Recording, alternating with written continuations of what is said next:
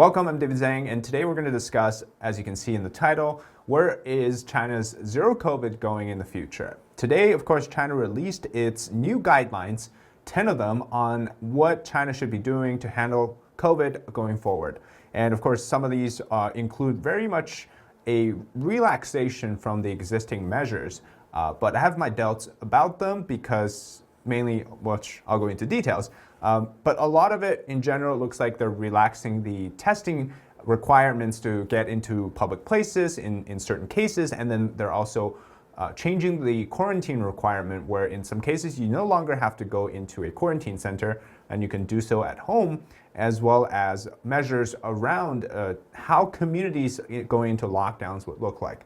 But make no mistake, this is not a turnaround from zero COVID completely, and this is not the return to normalcy as we would interpret it here in the West. So let's talk about this, right? First of all, let's go into what exactly does the situation look like. CNN reports China scraps some of its most controversial COVID rules in significant step toward reopening. This is, of course, being interpreted as one of reopening, right? It's the state media, as well as any of its recent messaging in the past week or so, has been saying that China will reopen, but in actuality, it's not really the case, okay? So let's just read on this. China announced sweeping changes to its national pandemic response on Wednesday, which is today, the clearest and most significant sign yet that the central government is moving away from its strict zero COVID approach that prompted protests across the country. Many people thought that the reason why the government is now loosening the restrictions is because of the widespread protest after the fire in Xinjiang, where it killed 40 plus people in an apartment because of the lockdown measures. And of course, it prompted massive protests in China, the likes which people have not seen since 1989, when students gathered at Tiananmen Square to protest for democracy. But this time around, there was two particular type of slogans that the protesters were chanting. Initially, they were just chanting freedom from lockdown, liberate us from lockdown, etc. But later on in Shanghai in particular, it turned and evolved really into Xi Jinping resign and the Communist Party of China resign. So people were kind of making steps, evolving their slogans to target the government. Of course, the regime was not happy with that, given they're very focused on maintaining stability as the core principle of keeping the Chinese Communist Party in power. Some people believe that the relaxation of COVID rules is a concession on the part of the Chinese Communist Party to say that we will give people what they want, and so here comes the relaxation. I don't think that's entirely the reason why. The reason is we now look at this as a positive sign that protests do work in China. But in reality, I think it was about the time where China is at a mixture of terrible economy, social angers mounting, and then as well as some of to me, it seems like it is at the end of an extreme measure that it can no longer go anywhere else, right? So, of course, the white paper protests, people holding up blank pieces of paper at different major cities in China is definitely a trigger for this. So we look at things like 3 years into COVID, the Chinese government has tried everything they can to push and defend, trying to kind of create this delay between how the virus will impact people to the actual societal function, right? And then, so most societies, after a year or so of lockdown, they open up and they return to normal, where they try to live with COVID. China has tried to delay that, right? And the protests have shown that people in China are fed up with being locked inside their homes months on end. And so why not just relax the situation of COVID temporarily to calm the protesters, to prevent anything like a 1989 Tiananmen Square massacre from happening? Given, today is a different environment. You have more media presence. This whole protest has drawn so much international attention, and likely the attention of countries and businesses that had a plan to invest into China, particularly in European nations, but also some businesses in America. People thought that there's eventually going to be an end to zero COVID, so they might as well just wait it out and see how it goes, right? I mean, China's economy is in shambles after 3 years of COVID, and so they desperately, of course, on the economic front, also want a way out. Okay, so I don't think this is something that's going to be permanent, and I'll give my reasons in just a second. But this is, of course, because the response has given almost like a step for the CCP officials to take to go down so that they don't embarrass themselves and try not to say that zero COVID was a failure, but also appeal to the Western investors, say that China is relaxing its measures. You can come back, you can invest. Because otherwise, if you chose the violent route, which I've said in my past streams, it's going to end very terribly. Like you can, excuse me, you can curb the protests, right? You can suppress the protesters, but it's going to look terrible for your national image on the world stage. And so I think that's why having them stop protesting for now, relax the restrictions, which are still not 100% relaxed. So let's talk about exactly what are the fine details. So like I said, this is, CNN reports that QR codes are scrapped. It's not really 100% the truth because some QR codes, there's three different types of QR codes. There are QR codes you use for health conditions, and there's one you use for travel, and there's one you use to get into public places. It seems right now in certain places, the QR code that they can use to determine where they go is scrapped, but the other two still remains. And let me find it for you here. This is the meeting that just happened yesterday before Xi Jinping went to Saudi Arabia on the particular analysis and research on the economic work of 2023. And the document really indicates to me that there's a certain aspect of fear over the economy, right? It's really bad. But let's see here. This is the key here, okay? So this is a document from back in November 1st of 2020, and I just did the Google translation on it. Basically, it says that the novel coronavirus pneumonia, which is referring to COVID, into the Class B infectious disease category. Okay, so there's three types of infectious disease that China categorizes. There's type A, type B, and type C. A is like the most severe, and then type B is things like the novel coronavirus and the 2003 SARS, they belong to Class B infection categories. So that's how they categorize things. Then there's also the pandemic response related to how Class A, Class B, and Class C viruses and diseases are supposed to be fought against, right?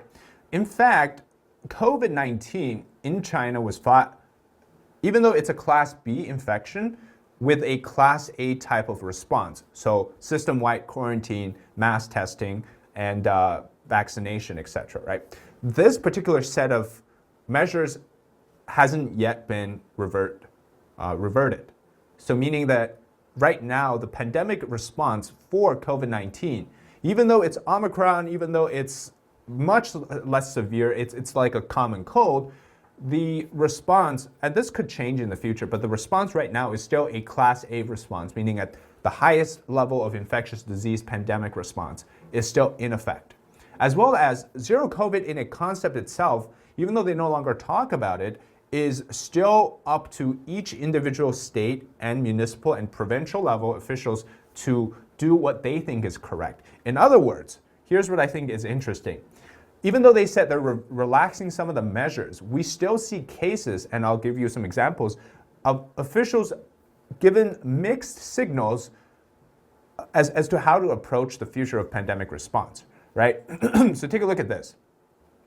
Even though nucleic acid test in China's 50 cities has reduced in the numbers, the translation is terrible, but in one particular province, it actually increased the number of outdoor inspections. So what happened was after China announced the 10 guidelines, which happened today, about 50 cities already relaxed some of the measures, but some of them were actually given more measures on top of it, like they got red codes instead of green, and then some of them required that in order to leave their house, you have to get nucleic acid tests, right? So some of the city officials and provincial officials, they don't actually know how to relax COVID because they think that if, say, the number of cases of COVID continue to rise after the measures have been relaxed, the central government is going to blame them for the lack of response, okay? And then also we have to talk about zero COVID is more of a mindset and a power grab rather than a health measure, right? If you think about what zero COVID really is, it's about the ability to use unlimited amount of resources through the sake of health to move a digital surveillance system into every citizen in China, right? You have the QR code, which is on every phone, and all the information that you can gather for a particular person, their health conditions, where they are, the geolocation, their current state and where they were last seen, their movement patterns, where they've been, and all of these things, the amount of data that you gather from a particular person, they're all under the control of the Chinese surveillance apparatus, right? You have big data and you have very particular tracking systems in place for COVID. And that is the best digital authoritarian system ever developed that we know of, and China has that. There's no way for a totalitarian system to voluntarily give up that much control.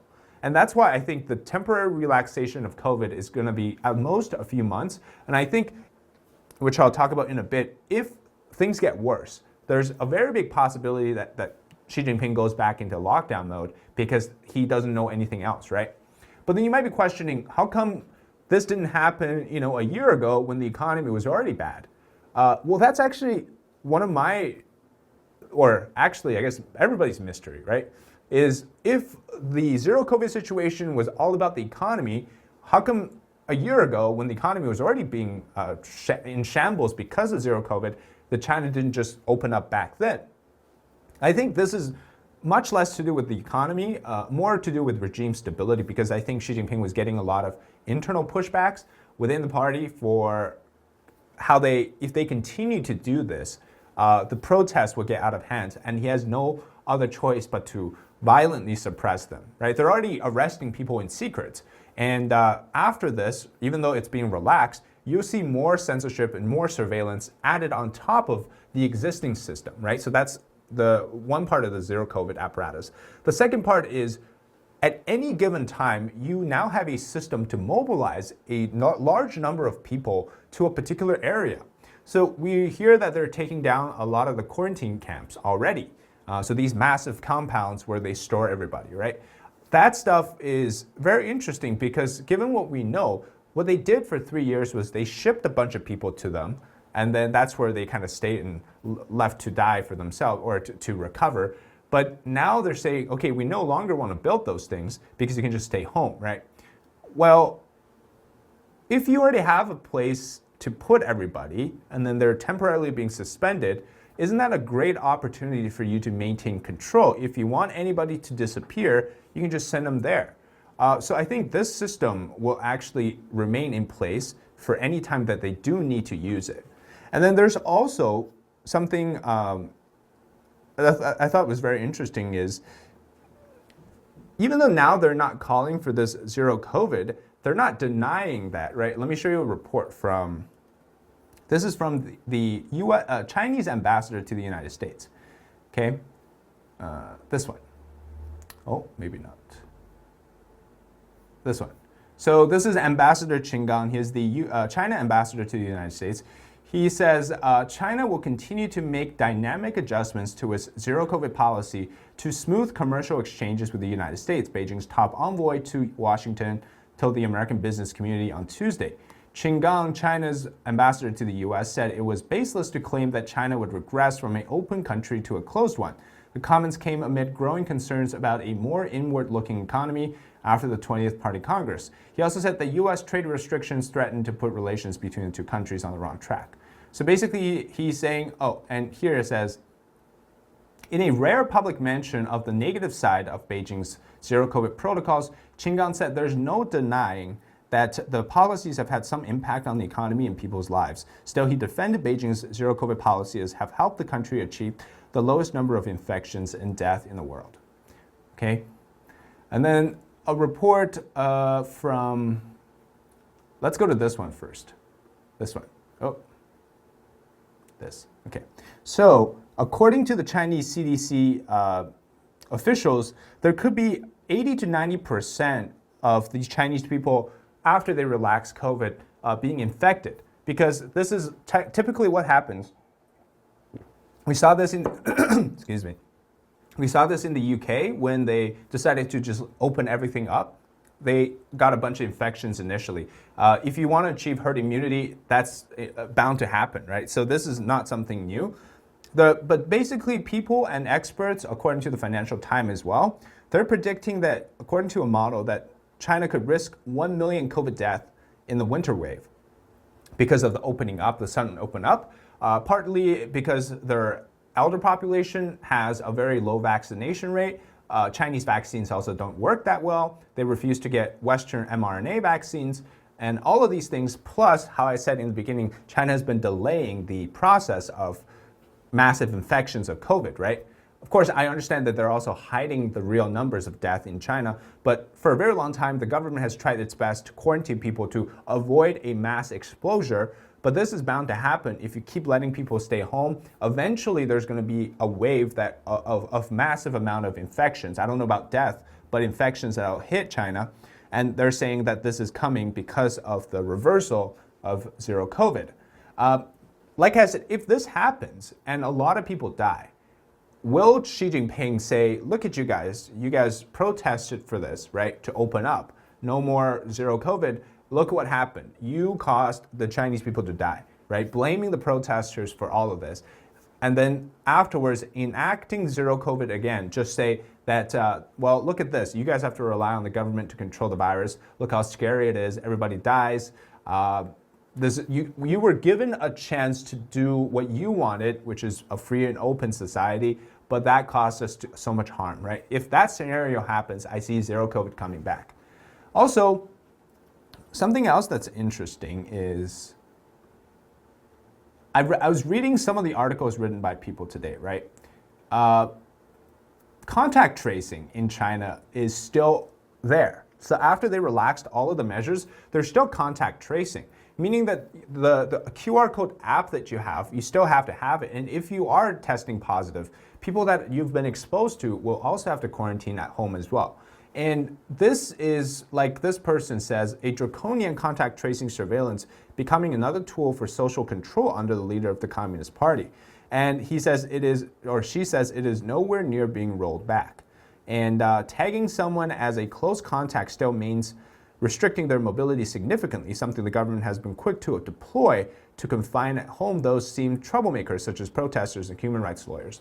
So this part is very important. We've seen in the past where, for example, back when the China banks were basically stealing money from protesters, depositors in Henan, what they did was those people from outside of the province that try to come into the province to protest, they turned their health code red, so they couldn't go anywhere, right? This exact system is still being used in place. As well as, like I said earlier, all your personal data and personal information is being collected. So they can quickly find if you are somebody who has participated in a protest or you plan on doing one because of all the amount of data that they can gather from your phone, right? Every phone in China is virtually a spyware from the government, and they've just layered more on top of this. And considering the actual practicality of zero COVID being relaxed is still far from being realized. Selena Wan is the CNN reporter in Beijing, and she's been reporting on this for a few days actually. Basically, there's the 10 guidelines. For example, some places you can enter without showing health QR codes, and COVID patients can quarantine at home. But and also, lockdown can be continued but need to be lifted if no cases are found within 5 days. But then it says health experts warn of the dark days ahead. China is not prepared for surge in cases. Elderly vaccination rate, we already talked about all this. There's also confusion. Beijing still requiring 48-hour PCR test for restaurant, gyms, entertainment facilities, etc. And so, like I said, a lot of this is now falling onto the shoulders of local officials and local departments, who also through 3 years of zero COVID have amassed so much power to enforce COVID lockdown. I don't think they're willing to give up. But right now the situation is if you let the local officials decide what to do, everybody's going to react differently to the set of guidance that they're given, these 10 guidelines on how to relax COVID, meaning that some places will see it and interpret it as they're given a green light to relax everything.